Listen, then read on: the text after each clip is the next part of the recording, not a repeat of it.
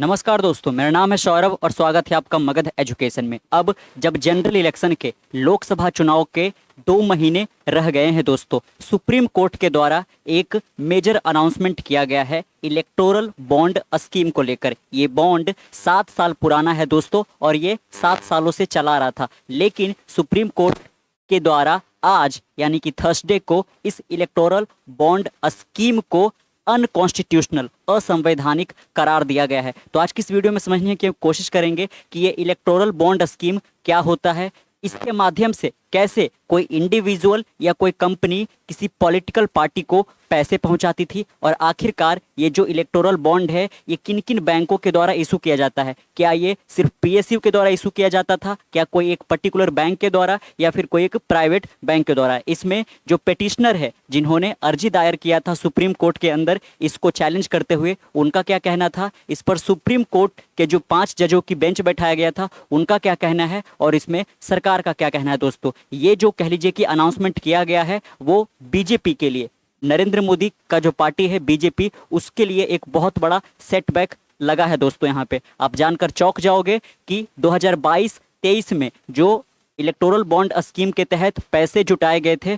उसका टोटल लागत था 850 करोड़। 850 करोड़ में अकेले 720 करोड़ बीजेपी को गया था दोस्तों, और महज 79 करोड़ रुपया कांग्रेस पार्टी को गया था। तो आखिरकार समझने की कोशिश करेंगे कि इलेक्टोरल बॉन्ड होता क्या है और ये कैसे इसके माध्यम से पॉलिटिकल पार्टी को पैसे जाते थे, जो कि अब नहीं जाएगा यहाँ पे, और कैसे ये कह लीजिए कि राइट टू इन्फॉर्मेशन, जो सूचना का अधिकार है, जो आर्टिकल 19 यानी कि जो अनुच्छेद 19 का क्लॉज 1 में मेंशन है, उसको ये कैसे हिंडर करता था दोस्तों यहाँ पे, है ना, उसको भी समझने की कोशिश करेंगे यहाँ पे। और फिर ये जो पैसे दिए जाते थे, क्या वो किसी भी पार्टी को दिया जा सकता है या फिर कुछ चुनिंदे पार्टी को ही दिए जाते थे यहाँ पे, है ना। जैसे कि सबसे पहले आप यहाँ पे देख सकते हैं दोस्तों, यहाँ पे supreme court strike down electoral bond scheme, क्या कहकर इसको स्ट्राइक डाउन कर दिया गया है दोस्तों, तो unconstitutional, arbitrary and violative of article 14। आप ये देख सकते हैं कि सुप्रीम कोर्ट के यानी कि जो टॉप कोर्ट है उनके 5 जजों का एक बेंच बैठाया गया था, जिसको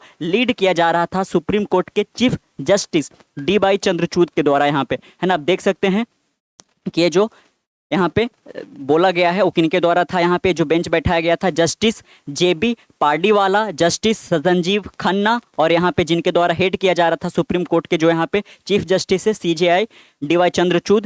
justice B R Gavai, justice Manoj Mishra के द्वारा। यहाँ पे जो पेटिशनर थे प्रशांत भूषण, है ना, जो कि एक एडवोकेट थे, उन्होंने यहाँ पे कहा था कि इस तरीके से यहाँ पे जो पैसे पहुंचाए जा रहे थे पॉलिटिकल पार्टी को, ये काफ़ी ज़्यादा कह लीजिए कि, है ना, जो राइट टू इन्फॉर्मेशन जो हमारा है 19 में आर्टिकल में मेंशन है, उसको ये हिंडर करता था दोस्तों। तो सबसे पहले यहाँ पे समझ लेते हैं कि ये स्कीम काम कैसे करता है ना। तो आप फर्ज कीजिए कि आपको 1000 रुपया, है ना, कितना,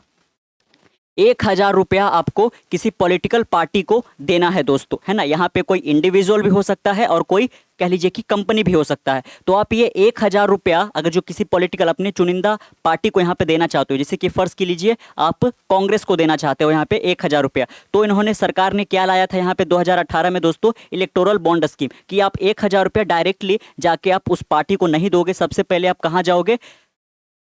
जो यहाँ पे एसबीआई है उसके भी कुछ सेलेक्टिव ब्रांच, वो कह लीजिए कि मेंशन किया गया था यहाँ पे, है ना, स्कीम के तहत ही यहाँ पे, कि कुछ SBI, state bank of India, सिर्फ और सिर्फ स्टेट बैंक ऑफ इंडिया के कुछ सेलेक्टिव ब्रांच पे जाओगे और आप 1000 रुपये का बॉन्ड खरीदोगे, है ना। वो बॉन्ड किस तरीके से होंगे दोस्तों, तो आप ये देख सकते हैं, इस तरीके से वो बॉन्ड इशू किया जाता था, है ना, कि आप 1000 रुपये लेके जाओगे और आप कहोगे एसबीआई को कि हम इस पार्टी को, है ना, अपने पसंद का पार्टी को, पार्टी का नाम बताओगे और एसबीआई को कहोगे कि हम 1000 रुपया डोनेट करना चाहते हैं, है ना। तो कह लीजिए कि 1000 रुपया के बदले यहाँ पे आप जमा करा दोगे और आपको यहाँ पे ये इलेक्टोरल बॉन्ड यहाँ पे इशू कर दिया जाएगा। इस इलेक्टोरल बॉन्ड जो एसबीआई ने इशू किया है, इसको लेकर आप पॉलिटिकल पार्टी के पास लेके जाओगे और वहाँ पे जमा करा दोगे। ये बॉन्ड को फिर से उस पार्टी के द्वारा यहाँ पे कह लीजिए कि बैंक में ले जाया जाएगा, और यहाँ पे जो आपने 1000 रुपया दिया था बैंक को, वो 1000 रुपया यहाँ पे कह लीजिए कि पॉलिटिकल पार्टी के हाथों में चला जाएगा। ऐसा इसलिए किया गया था क्योंकि ट्रांसपेरेंसी बना रहे दोस्तों यहाँ पे, है ना, कि अगर जो आप कह लीजिए कि बिना बॉन्ड के डायरेक्ट आप कह लीजिए कि पॉलिटिकल पार्टी को पैसा देते हो, तो एक तरीके से वो कह लीजिए कि ब्लैक मनी का ट्रांजैक्शन कहलाएगा यहाँ पे, है ना। और साथ में यहाँ पे ये जो इलेक्टोरल बॉन्ड खरीदा जाता था दोस्तों, यहाँ पे इसको टैक्स से एग्जेम्प्ट कर रखा था, इस पे किसी भी तरीके का टैक्स कोई पे नहीं करना पड़ता था। लेकिन कह लीजिए कि पॉलिटिक्स के अंदर इस तरीके से यहाँ पे पैसे इन्वॉल्व हो जाएं कि इलेक्टोरल बॉन्ड के थ्रू, और प्लस यहाँ पे एक ये था कि आपका नाम कहीं पे भी पब्लिश नहीं किया जाएगा दोस्तों, यानी कि आप दो तो दोगे लेकिन किसी को पता नहीं चल पाएगा कि किस कंपनी और किस लोगों के द्वारा किस पॉलिटिकल पार्टी को कह लीजिए कि यहाँ पे पैसा जा रहा है। इसको अनएनिमसली रखा जाना था यहाँ पे। और इसी पे सबसे बड़ा सवाल आता है कि लोगों का यह हक है, क्योंकि लोगों ने ही सरकार को चुना है, तो उन्हें इस जानने का हक है राइट टू इन्फॉर्मेशन के तहत कि किस पॉलिटिकल पार्टी को किन लोगों के द्वारा कितना पैसा दिया जा रहा है। फर्ज कीजिए कि आप किसी टाटा मोटर के आप एक शेयर होल्डर हो ना, उस कंपनी के कुछ शेयर आपके पास है, और अगर जो कंपनी घाटे में जा रही है और इसके बावजूद वो किसी पॉलिटिकल पार्टी को इलेक्टोरल बॉन्ड के तहत यहाँ पे पैसे भेज रही है, तो इसमें जरूर आप यहाँ पे प्रश्न पूछ सकते हो, क्योंकि आपका पैसा उसमें लगा हुआ है ना, और कंपनी ऑलरेडी यहाँ पे लॉस मेकिंग है। तो इन तरीके के यहाँ पे प्रश्न पेटिशनर के द्वारा फाइल किया गया था। तो आपने समझ लिया कि आप पैसा डायरेक्ट ना है पॉलिटिकल पार्टी देकर यहाँ पे आप एसबीआई ब्रांच को विजिट करोगे, और वहाँ से जो इशू किया जाएगा इसको फिर पॉलिटिकल पार्टी को दोगे, और 15 दिनों के अंदर अंदर यहाँ पे अगर जो पॉलिटिकल पार्टी कह लीजिए कि इसको रिडीम कर लेती है, इस बॉन्ड को देखकर बैंक को पैसा ले लेती है, तब तो सही है। अदरवाइज 15 दिन से अगर जो डेडलाइन क्रॉस हो जाता है, तो ये जो पैसा था है ना, जो एसबीआई के पास आपका पड़ा हुआ था पैसा दोस्तों, यहाँ पे वो पीएम रिलीफ फंड में चला जाएगा, है ना। तो 15 दिनों का डेडलाइन था, ये आपने समझ लिया। और प्लस जो साथ में नाम था वो कह लीजिए कि अनएनिमस रखना था। अब यहाँ पे प्रश्न आता है कि क्या आप यहाँ पे 2500 रुपया आप जमा करा सकते थे क्या यहाँ पे? तो ऐसा नहीं है, कुछ यहाँ पे फिक्स्ड मल्टीपल ही रखे गए थे, कुछ फिक्स्ड डिनोमिनेशन ही रखे गए थे। जैसे कि यहाँ पे आप कह लीजिए कि 1000 मिनिमम करा यहाँ पे बॉन्ड खरीद सकते हो, क्योंकि है ना आप देख सकते हो यहाँ पे ये 1000 का है। वैसे यहाँ पे 1 जीरो और लगा दीजिए तो 10,000 रुपया यहाँ पे, है ना। फिर इसके बाद यहाँ पे आता है 1 लाख रुपया, फिर आता है 10 लाख रुपया, और फिर आता है 1 करोड़ रुपया। तो मिनिमम 1000 का एक बॉन्ड से लेकर यहाँ पे 1 करोड़ का एक बॉन्ड यहाँ पे खरीदा जा सकता था। तो और ये कौन खरीद सकता है दोस्तों? तो कोई भी इंडिविजुअल या फिर कोई भी कह लीजिए कि कंपनी, है ना। लेकिन इनसे कह लीजिए कि जो इलेक्टोरल प्रोसेस है, जो पॉलिटिकल प्रोसेस होता है दोस्तों, उसमें एक इन्फ्लुएंस डालने की कोशिश की जाएगी, क्योंकि कोई भी कंपनी किसी पॉलिटिकल पार्टी को क्यों ही डिनोट करेगा, वो कह लीजिए कि किसी न किसी तरीके का फेवर चाहेगा, है ना। चाहे वो पॉलिसी में चेंज कुछ करवाना चाह रहा हो, या फिर कह लीजिए कि कोई पॉलिटिकल जो यहाँ पे गवर्नमेंट के द्वारा जो कॉन्ट्रैक्ट इशू किए जाते हैं वो कह लीजिए कि अपने नाम करना चाह रहा हो यहाँ पे, है ना। या फिर कह लीजिए कि किसी तरीके का लाइसेंस उसको लेना हो यहाँ पे, है ना, तो ये ऐसे काम कर सकता है। और आप यहाँ तक समझ चुके होंगे कि जो इलेक्टोरल बॉन्ड के तहत पॉलिटिकल पार्टी को पैसे पहुँचाए जाते थे, ये कह लीजिए कि सबसे ज़्यादा किस पॉलिटिकल पार्टी को दिया जाएगा? तो जो रूलिंग गवर्नमेंट है, जैसे कि अभी बीजेपी यहाँ पे है दोस्तों, और ये बीजेपी ने यहाँ पे इस तरीके से चेंजेस किए थे ताकि उनको ज़्यादा से ज़्यादा पैसा मिल सके यहाँ पे। क्योंकि अपोजिशन पार्टी को आप दोगे तो उसका क्या ही मतलब बनेगा? ना तो आपको लाइसेंस प्रोवाइड कर सकते हैं, ना तो कह लीजिए कि किसी तरीके का पॉलिसी चेंज करने का उनके पास पावर होता है, ना तो किसी तरीके का वो आपको गवर्नमेंट कॉन्ट्रैक्ट आपके कंपनी को दे सकते हैं। तो इससे कह लीजिए कि यहाँ पे जो अपोजिशन पार्टी को बहुत कम पैसा, वो आप उसके ऊपर हम आएंगे कि किस पॉलिटिकल पार्टी को 2021-22 ईयर्स में, 2022-23 में कितने कितने पैसे यहाँ पे दिए गए थे दोस्तों यहाँ पे, है ना। लेकिन जो आपको एक बताया आपने, है ना, कि सबसे ज़्यादा पैसा बीजेपी को यहाँ पे गया। अब उन्होंने क्या किया पैसे का, इस पे भी यहाँ पे आएंगे। लेकिन कह लीजिए कि ये हमारा जो राइट टू इन्फॉर्मेशन है, जो सूचना का अधिकार है, उसका ये पूरी तरह से हनन किया जा रहा था यहाँ पे। एक दूसरा आपके मन में होगा यहाँ पे कि कल को हम एक कंपनी, अगर जो हम एक कह लीजिए कि पॉलिटिकल पार्टी बना देते हैं और हमारा कोई दोस्त यहाँ पे बहुत बड़ा बिजनेसमैन है, तो इस तरीके से यहाँ पे हमारी पार्टी को पैसा बहुत इकट्ठा दे सकता है, और हम भारी मात्रा में कैंपेनिंग वगैरह करके यहाँ पे कह लीजिए कि, है ना, लोगों को एक तरीके से बेवकूफ़ बनाकर यहाँ पे हम उनका वोट ले लेते हैं, तो हम कुछ भी आगे कर यहाँ पावर में आ सकते हैं। तो ऐसा नहीं था, है ना। जो कह लीजिए कि जो लेजिस्लेटिव असेंबली में या फिर लोकसभा चुनाव में, है ना, प्रीवियस ईयर में अगर जो कह लीजिए कि 1% से ज़्यादा उनको वोट मिला है, तो केवल उसी पार्टी को इस इलेक्टोरल बॉन्ड के तहत यहाँ पे अनएनिमसली ही सही पैसे पहुँचाए जा सकते थे, है ना। तो इसी पे कह लीजिए कि जब यहाँ पे लगातार पिटिशनर ने कहा यहाँ पे कि इसको अनोनिमस नहीं देना चाहिए, क्योंकि कह लीजिए कि एक तरीके से जो पॉलिसी बनाया जाता है उसको ये इन्फ्लुएंस कर सकता है यहाँ पे। जैसा कह लीजिए कि कंपनी चाहेगा उस तरीके से सरकार से यहाँ पे बना सकता है, काफ़ी ज़्यादा पैसे देकर, जो कि कह लीजिए कि ठीक नहीं है दोस्तों यहाँ पे, है ना। तो आपको ध्यान रखना है इन 5, है ना, जो यहाँ पे जज है टॉप कोर्ट के, इन्हीं के एक बेंच के द्वारा ये सुनवाई किया जाता है यहाँ पे कि ये जो पॉलिटिकल बॉन्ड स्कीम है, अब जब 2 महीने ही रह गए हैं, उसको हम पूरी तरह से क्या करते हैं, अनकॉन्स्टिट्यूशनल लाइज करते हैं, यहाँ पे असंवैधानिक यहाँ पे घोषित कर दिया गया है, वो भी इमीडिएट इफेक्ट के साथ यहाँ पे दोस्तों, है ना। आप देख सकते हैं कि 5 जज बेंच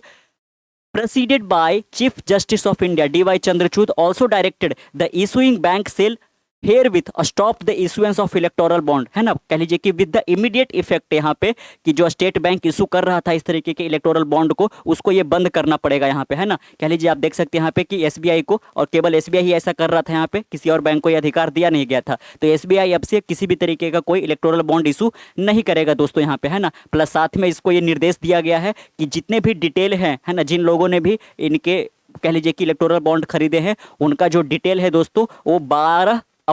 है ना, से पहले पहले 12 अप्रैल 2019 के बाद से यहाँ पे जितने भी कह लीजिए कि नाम वगैरह हैं उसको इलेक्शन कमीशन ऑफ इंडिया को कह लीजिए कि सबमिट करना पड़ेगा। आप देख सकते हैं submit detail of the electoral bond purchased since the interim order of the court dated 12 अप्रैल 2019, है ना। 12 अप्रैल 2019 के बाद से जितने भी बॉन्ड यहाँ पे परचेज किए गए हैं उसको इलेक्शन कमीशन ऑफ इंडिया को सौंपना होगा। द बेंच सेड, क्या कहा गया है कि जो 29 सेक्शन यहाँ पे है दोस्तों of the representation of people act 1951 as amended by section 137, है ना। कह लीजिए कि जब ये लाया गया था, अरुण जेटली जब यहाँ पे वित्त मंत्री थे तब ही यहाँ पे लाया गया था, उस वक्त काफ़ी सारे यहाँ पे कह लीजिए कि चेंजेज भी किए गए थे यहाँ पे। तो आप यहाँ पे समझ सकते हो कि बीजेपी का जो मकसद है वो उसका एक एंगल यहाँ पे आ रहा है कि, है ना, कुछ चेंजेज यहाँ पे किए जाएंगे ताकि यहाँ पे किसी तरीके का कोई, है ना, लीगल बैटल ना छिड़ जाए यहाँ पे। तो बहुत सारे चेंजेज किए गए थे, बहुत सारे अमेंडमेंट, है ना, सुधार किया गया था। जैसे कि आप देख सकते हैं कि जो रिप्रेजेंटेशन ऑफ पीपल एक्ट 1951 का जो सेक्शन 29 है दोस्तों उसको अमेंड किया गया था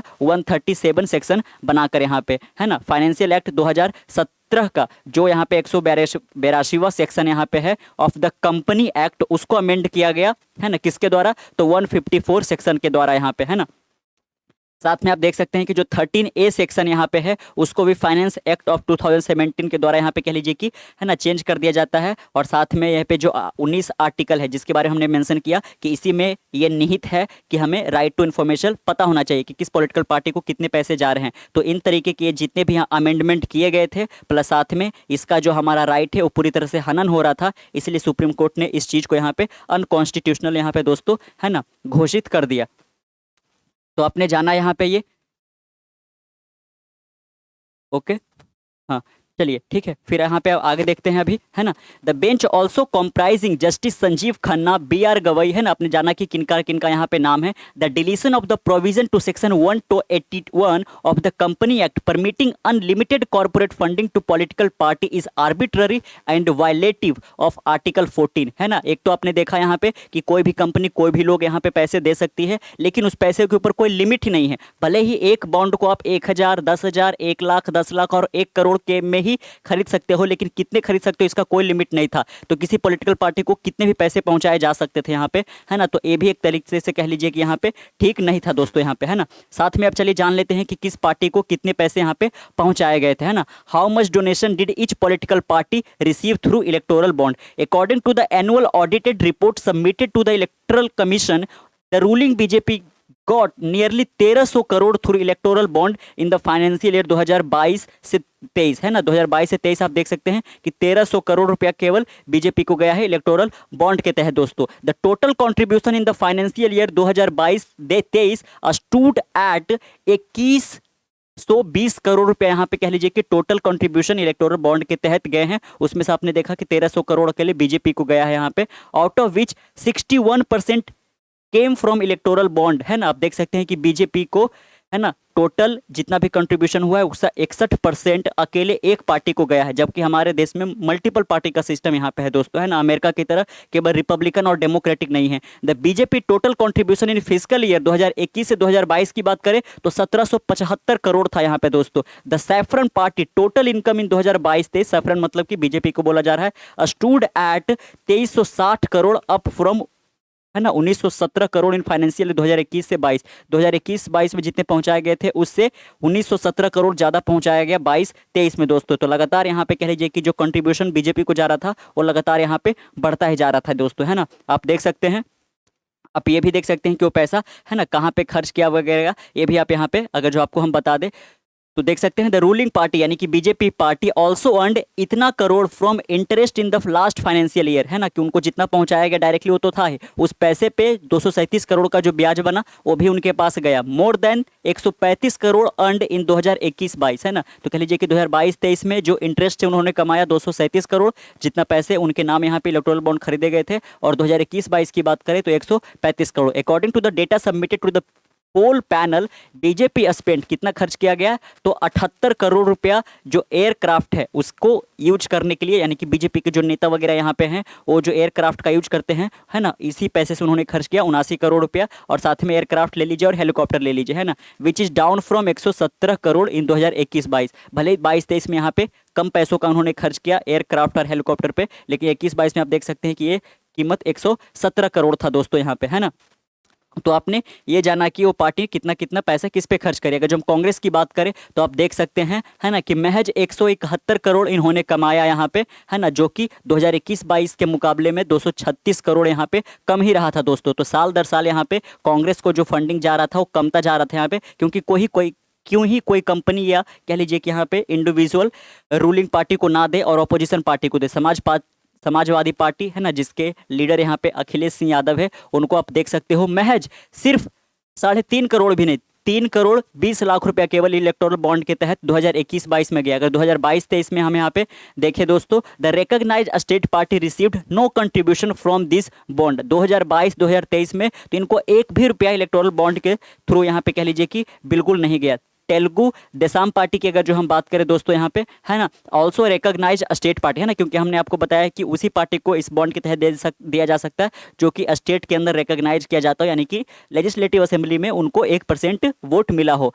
34 करोड़ रुपया इन्होंने इलेक्टोरल बॉन्ड से यहाँ पे कमाया 2022-2023 के मुकाबले, 10 times more than amount received in the previous physical year, यानी कि 2021 और 2022 के मुकाबले 10 टाइम्स इनको ज़्यादा मिला। तो आपने जाना कि इलेक्टोरल बॉन्ड स्कीम एक ऐसा स्कीम है जिसके तहत लोग जो है यहाँ पे डायरेक्टली तो पॉलिटिकल पार्टी को नहीं दे सकते हैं पैसे, लेकिन एसबीआई के पास जाकर इलेक्टोरल बॉन्ड खरीद कर उस बॉन्ड को लेकर जाकर पॉलिटिकल पार्टी को देंगे, फिर वो पॉलिटिकल पार्टी उस बॉन्ड को लेकर एसबीआई में आएगा, फिर एसबीआई कह लीजिए कि उस पैसे को रिलीज कर देती है, जो कि यहाँ पे मैंडेट किया गया था, होल्ड किया गया था दोस्तों यहाँ पे। लेकिन जो हमारा राइट टू इन्फॉर्मेशन था ये हनन हो रहा था, प्लस रूलिंग पार्टी को ही बहुत ज़्यादा फेवर जा रहा था, इसलिए यहाँ पे कह लीजिए कि चैलेंज किया गया पेटिशनर के द्वारा सुप्रीम कोर्ट में, और सुप्रीम कोर्ट ने फाइनली डिसीजन लिया कि अब से कह लीजिए कि इसको अनकॉन्स्टिट्यूशनलाइज किया जाता है, आर्बिट्ररी बताकर यहाँ पे, और साथ में, है ना, कह लीजिए कि एसबीआई को भी यहाँ पे ये निर्देशित किया जाता है कि आप जल्द से जल्द जो भी इलेक्टोरल बॉन्ड के तहत यहाँ पे पैसे,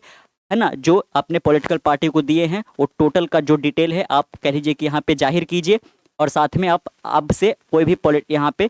जो ये स्कीम के तहत आप बॉन्ड इशू करते थे अब से आप नहीं करोगे दोस्तों यहाँ पे, है ना। ऐसा नहीं है कि ये जो